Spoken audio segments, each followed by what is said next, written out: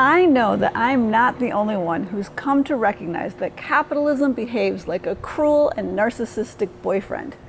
Charming and seductive at first, promising freedom, security, and pleasure if we just give it our devotion. But over time it isolates us, makes us doubt our own instincts, and convinces us we can't survive without it. When we start to see through the manipulation, it guilt trips us with fears of scarcity and chaos, insisting we're the problem for wanting something healthier and more humane, heaven forbid. The good news is that while we can't completely escape this capitalist tyrant, we can find ways to break up with it and lessen its chokehold on our psyches and lives. And if we haven't met before, hi, I'm Laura, a green living and money coach. My work stems from my own efforts to participate less in the harmful elements of capitalism and align my money and my lifestyle with my values. So that's the perspective you'll get in this video. In that spirit, I want to share 10 ways you can physically and emotionally break up with capitalism by loosening its grip on your daily life and reclaiming your agency piece by piece. These steps aren't about rejecting modern life entirely. They're about redefining success, wealth, and security on your own terms, so you can live with greater connection, integrity, and resilience, even while still operating within the system. So let's start with the first step, letting go of the American dream. Society leads us to believe that the best thing we can do is pursue the American dream. You know, that financially comfortable life in the suburbs with the white picket fence in which we get a good job and work hard so we have enough money to keep buying all the products and services those corporations keep creating for us. But that dream is proving to be a nightmare as more people find themselves trapped and exhausted on the earn, spend, and repeat hamster wheel of capitalism in pursuit of it. We find ourselves stuck in jobs and lifestyles devoid of purpose, feeling burned out, depressed, alone, and at the end of our rope. It's time we create our own dreams, and to do that, we need to move on to the next step. Be open to alternative ways of thinking. The power of that American dream is so strong that we're led to believe that our only two options are either achieving that American dream or facing lives of extreme hardship and poverty. There are other options available to us.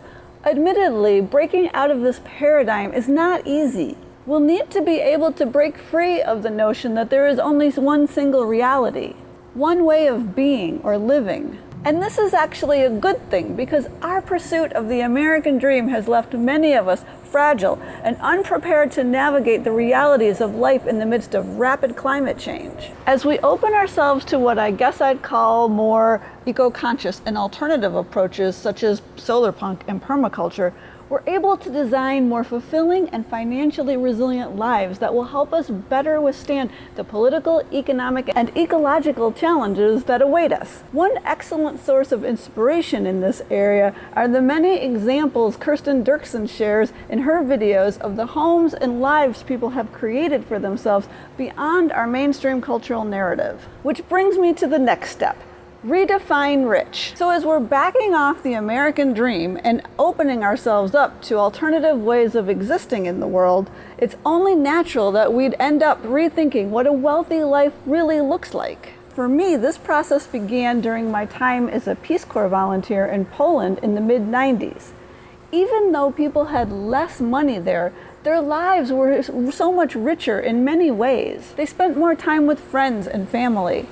They lived more spontaneously, dropping in on each other without planning ahead. Someone in every friend group played the guitar and brought it to the frequent summer bonfires, and everyone would sing songs together after they'd grilled kielbasa and potatoes. My interest in gardening and growing my own food was also sparked in Poland when I saw so many colorful and well-maintained flower and food gardens in people's yards. I'm not saying money doesn't play an important role in our lives, but it's also important that we get really clear on what makes our own lives feel truly wealthy so we can earn and spend our money in ways that move us in that direction and not away from it. As I've said before, there are more forms of capital in our lives than just money.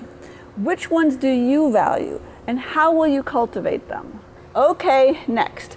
participate in ways that bring about a new economic model. Our conventional personal economies keep us embedded in the current harmful economic paradigm. Many of us are stuck in crappy jobs so we can buy the crappy products and services offered by those crappy corporations to meet our needs, and often taking on credit card debt or other loans in the process. What my co-authors and I talk about in our book, Growing Free, is how we can actually shift into a regenerative personal economy that heals people and planet and is part of the solution, not something that perpetuates the problem. While with a conventional personal economy, most of the money that comes in goes right back out into the system from which it came. A regenerative personal economy does the opposite. It prioritizes catching and storing energy in the form of financial capital or other non-monetary forms of wealth, keeping that money and value in your own personal economy and that of your community, instead of leaking it and transferring it off to Wall Street. By dramatically changing how you earn, spend, invest, and manage your money and lifestyle, you can build your own personal economy that is far more resilient, fulfilling, and in service to life, not death and destruction. So if you're keeping track numerically, we've just arrived at number 5. Embrace your awesomeness. There's a lot of research out there showing how much our shopping and spending can be tied to low self-esteem. The more you can get clear on who you are and what truly lights you up and focus on that, the less you'll care about what other people think about you. Then you'll feel less compelled to buy things to impress them. As you stop participating in conspicuous consumption to boost your social prestige, you'll also stop sending so much of your money off to those destructive corporations. Then you can tune in more closely to those passions and interests and get to work figuring out what you'll contribute to bringing about a brighter post-capitalist future. All right, next.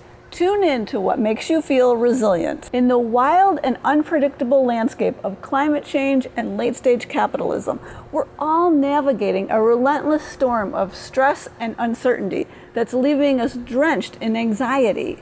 Yet while money holds undeniable power, it doesn't guarantee resilience when adversity strikes. When a snowstorm hits and early on the plow trucks can't even get out, it's not your dollars that dig you out. It's your neighbors. And when the power goes out, you may not even be able to access your money in the ATMs if they're not working in your area. That's where true resilience comes in. Your own DIY safety net in the face of capitalism and climate chaos. What actually makes you feel sturdy and able to weather life's storms? Most likely it's the support of loved ones, the skills you've honed, and the creative ways you meet your needs beyond money. Take stock of what feels strong and what feels fragile, because resilience isn't measured by your bank balance, but the depth of your relationships, your resourcefulness, and your capacity to thrive even when the system falters. And we can buttress our resilience by taking the next step, harnessing luck, hope, and optimism. As we strive to not only survive, but thrive in the midst of late-stage capitalism, harnessing luck, hope, and optimism can be a powerful strategy for preserving your dignity, sanity, health, and finances. These aren't just feel-good emotions. They're evidence-based tools for resilience and success. Psychologist Richard Wiseman, author of The Luck Factor, found that lucky people generate their own good fortune by noticing opportunities, trusting their intuition, maintaining positive expectations, and transforming setbacks into growth. Hope, meanwhile, is a strong predictor of achievement and emotional well-being.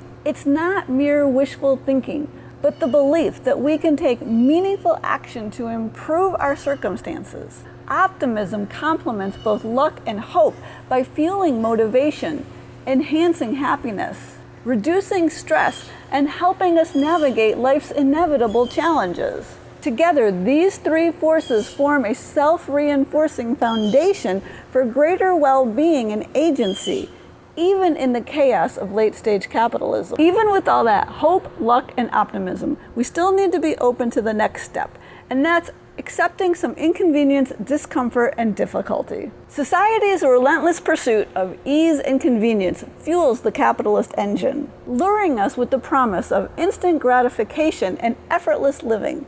Groceries at a tap, entertainment on demand, every need met with a click. Yet behind this smooth facade lies the machinery of exploitation, where faceless corporations profit from our craving for convenience, and they keep us trapped in a cycle of consumption. The real antidote is learning to welcome a bit of inconvenience, discomfort, and difficulty, not as enemies of comfort, but as catalysts for authenticity, connection, and resilience. By slowing down, embracing effort, and rediscovering the value of craftsmanship and community, we can reclaim our lives from capitalism's convenience-driven frenzy and cultivate a deeper, more meaningful sense of well-being. And that segues us nicely into our next step. Find ways to shift from consumption to production. Capitalism has conditioned us to reach for our wallets to buy the solution when we think we need something. The more you can find ways to produce your own solutions, the less you do to uphold the system. Whether that's growing or foraging some of your own food, using that rubbing alcohol you have in the back of your medicine cabinet to create your own hand sanitizer, or even learning how to repair the things you have to make them last longer so you don't have to buy a replacement so quickly. Similarly, I also encourage you to move from consumption to connection. The money-focused transactional nature of capitalism has distanced us from each other. We need to reconnect and tap our collective wealth and resources. Instead of owning her own camping cot, my neighbor can borrow mine because I only use it a few times a year. Recently, my boyfriend and I shared some of the still good produce we'd diverted from the waste stream with a friend. She thanked us by giving us some of the food she made with it. The abundance is circular when you share it. We need to tap into more mutual aid ways of taking care of ourselves and others. And lastly, seek out patches of aliveness. This is a term coined by Sustainable Economies Law Center co-founder Janelle Orsi, referring to some of the gray, fuzzy areas within our legal systems and bureaucracies. They present opportunities for us to push boundaries and experiment with more regenerative, solarpunk, and post-capitalist solutions. One of my favorite examples of this is the rainwater catchment work Brad Lancaster and his brother did in their Tucson, Arizona neighborhood. They started by creating water harvesting curb cuts in their own property, despite the unclear legality of this action. The results were so positive, they started helping their neighbors create their own pre-legal curb cuts, as Brad came to call them. Eventually, the city of Tucson came to recognize the value of those curb cuts in managing and capturing stormwater runoff. They ended up legalizing and even incentivizing these curb cuts throughout the city. So you see, breaking up with capitalism isn't about rejecting everything modern life has to offer. It's about refusing to let a toxic system define your worth, your dreams, or the way we relate to one another. By loosening its hold and experimenting with more regenerative, creative, and community-centered ways of living, you can reclaim your power to design your life rooted in connection, purpose, and true wealth. Every small act of resistance, whether redefining rich, growing your own food, or choosing collaboration over competition, helps build the foundation for a more humane, resilient, and life-affirming future.